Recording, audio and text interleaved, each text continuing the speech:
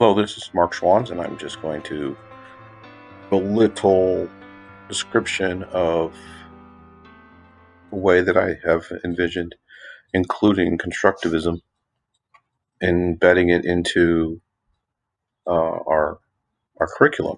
And it was through this professional development that I did with our teachers. First, asked them where they were at in terms of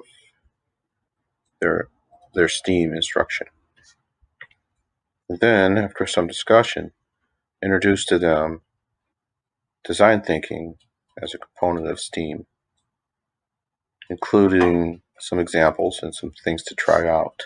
For example, a coding application called Tinker, makerspace options like Makey Makey and Squishy Circuits, and coding with robots.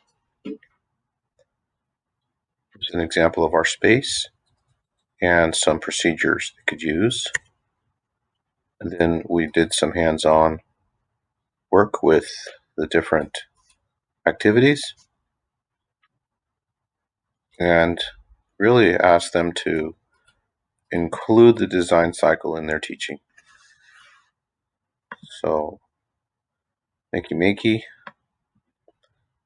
and some ways to use that. And I also included little instructions on how to use Scratch with Makey Makey.